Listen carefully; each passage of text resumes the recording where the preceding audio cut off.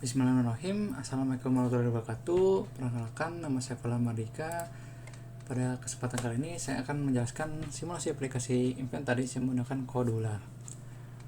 Oke, pertama-tama untuk tampilan dari Kodular seperti ini, dan juga aplikasinya yaitu bernama Inventaris Checker seperti ini.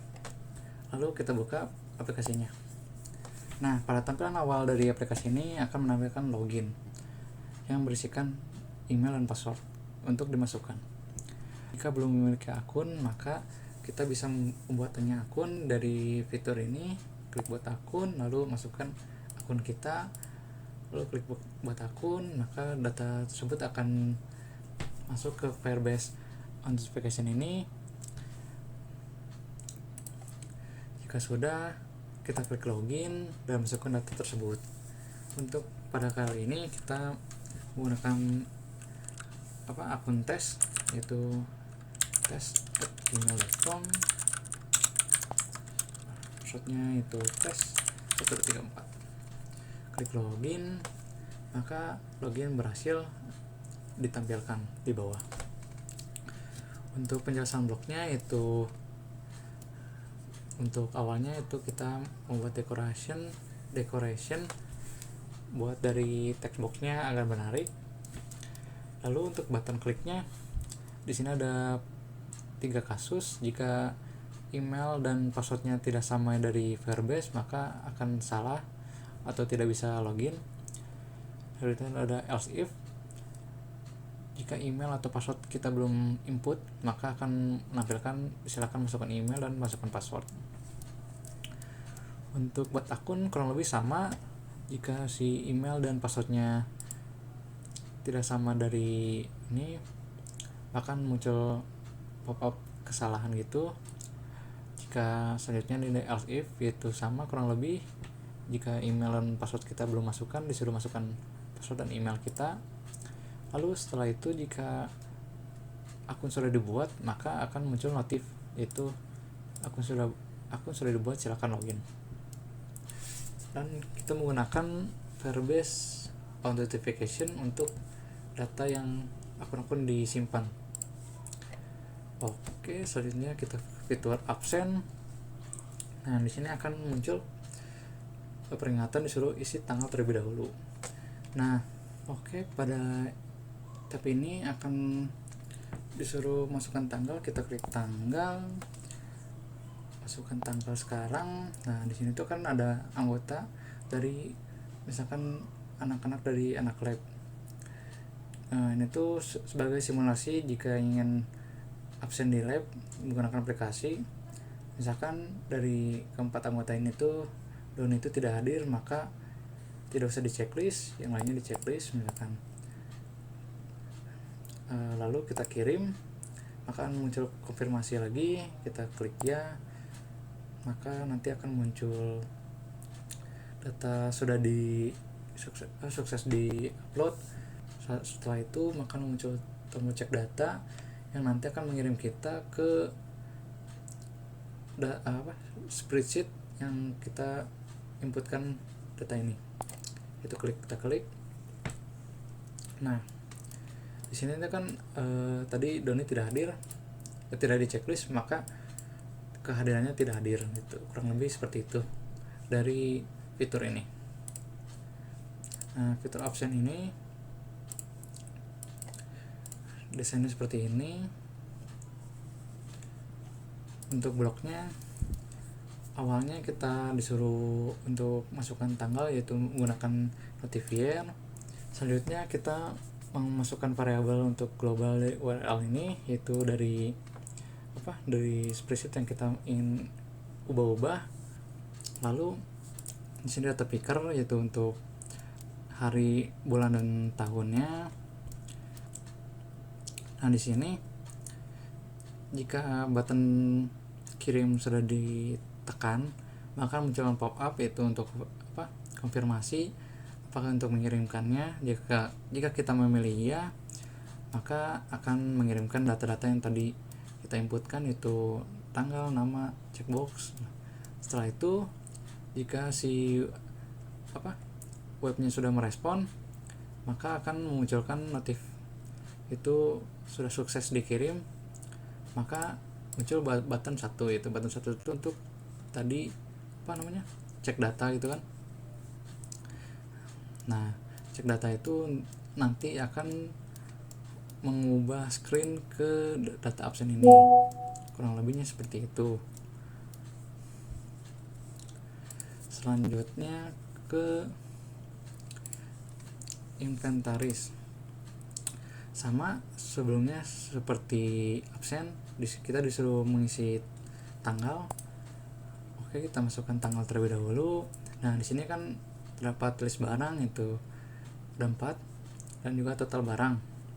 Nah, di sini tuh seperti simulasi dari kita menginventariskan di lab, mengecek barang di lab. Misalkan dari power supply itu total jumlahnya ada 4, namun di lab cuma hanya 3, maka kita tidak usah mengcek listnya. Dan juga misalkan multimeter di sini ada complete, maka ya udah tinggal cek list saja gitu. Misalkan di sini juga digital calipernya complete, maka atau lengkap, maka kita checklist. Dan misalkan oscilloscope tuh kurang 1 atau power supply ini kurang 2, maka tidak usah di checklist, kita tinggal kirim, maka muncul pop up lagi, ya kita tinggal kirim, tinggal pilih ya, maka akan muncul data successful lagi. Nah, ini kan muncul lagi data button cek data ini. Nah, button cek data ini akan memindahkan kita ke screen yang data inventaris. Nah, kan di sini ada absen dan ini ada inventaris gitu. Nah, di sini tuh inputan kita tadi gitu, untuk multimeter dan digital caliper itu lengkap, oscilloscope dan power supply itu tidak lengkap. Kurang lebih seperti itu untuk penjelasan bloknya. Ini awalnya nih desainnya seperti ini. Untuk bloknya sama, kurang lebih kayak mirip absen, kurang lebih mirip sama seperti absen tadi. Kita untuk URL-nya, untuk URL dari spreadsheet yang kita inputkan, terus jika ngeklik akan muncul konfirmasi, jika sudah memilih akan mengirimkan data-data yang sudah kita inputkan, terus jika sudah ada datanya maka akan muncul notif respon dari si webnya. Oke, selanjutnya kita tinggal back, maka akan balik lagi ke home. Selanjutnya data absen. Nah, data absen ini adalah fitur data inventaris, yaitu tadi misalkan kita tadi sudah mengisi data absen dan inventaris, kan kita bisa mengklik checkbox button gitu yang untuk masuk ke spreadsheet ini. Nah, kita tuh menggunakan web viewer.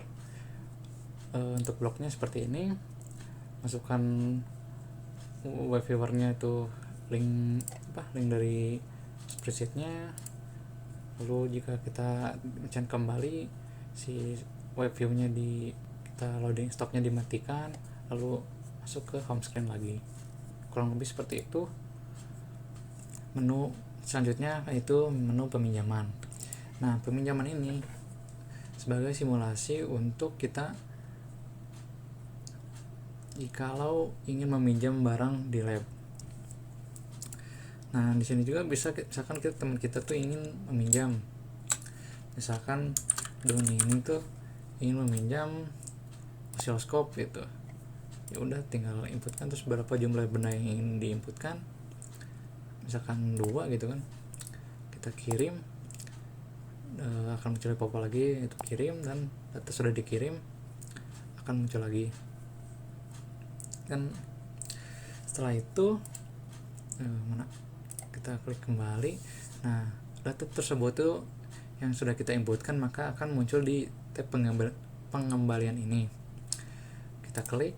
Nah, di sini tuh kan ada status peminjaman nih, tab besar gitu. Nah, di sini tuh akan menampilkan dari data-data yang kita input sebelumnya. Itu saya misalkan pinjam multimeter 1 buah dan Doni pinjam oscilloscope 2 buah. Nah, di sini tuh sebagai kayak list lah kita di lab tuh yang meminjam barang tuh apa aja. Nah misalkan kita sudah mengembalikannya, ya udah tinggal kita hapus. Nah nanti ya udah data berhasil sudah dihapus. Ini juga misalkan Doni sudah mengembalikannya, ya udah tinggal ditekan konfirmasi jika ingin dihapus, ada konfirmasi jika barang sudah dikembalikan, ya udah tinggal hapus barangnya, tinggal hapus datanya, tinggal klik hapus. Jika tidak jadi, ya udah klik batal. Nah, ya udah klik hapus lagi. Kurang lebih seperti itu fiturnya. Dan untuk fitur peminjaman dari function blocknya seperti ini.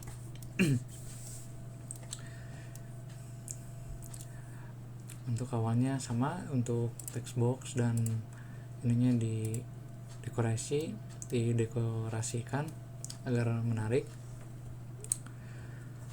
Selanjutnya itu adalah block button. Jika diklik, di sini terdapat dua if else. Yang pertama ini, jika nama box nama itu belum diisi, maka menampilkan error text. Kita tuh disuruh masukkan nama. Jika data sudah diisi semua, kita klik kirim, maka akan muncul pop up konfirmasi ya dan tidak. Selanjutnya, jika kita memilih ya, maka si data yang kita inputkan tersebut maka akan diinputkan ke TinyDB-nya. Lalu akan muncul notif data sudah dikirim. Selanjutnya untuk ke pengembalian blok fitur pengembalian ini, bloknya seperti ini. Di sini kita set margin dari list view-nya. Kalau tampilan ini tuh berfungsi untuk menampilkan data-data yang sudah kita inputkan di tab peminjaman. Nah, lalu di sini tuh ada list view long click. Nah, list view long click ini tuh untuk menghapus data yang sudah kita inputkan sebelumnya. Misalkan barang yang kita pinjam sudah dikembalikan, maka agar nama kita tidak ada di list, dengan cara menahan data tersebut, lalu untuk konfirmasi dihapus. Nah, jika kita memilih hapus, itu di sini notifiernya, maka si tag yang kita tekan itu akan di clear gitu sama si TinyDB-nya. Nah, selanjutnya ini adalah agar data dari yang kita inputkan agar rapi gitu, agar misalkan dari tanggal, nama, barang yang dipinjam dan jumlah ini tidak mengurut di satu baris gitu, yaitu menjadi 4 baris. Yang baris pertama misalkan tanggal, lalu baris kedua nama, baris ketiga barang yang dipinjam, dan baris keempat jumlah. Oke, mungkin sekian dari saya. Kurang lebihnya mohon dimaafkan. Wassalamualaikum warahmatullahi wabarakatuh.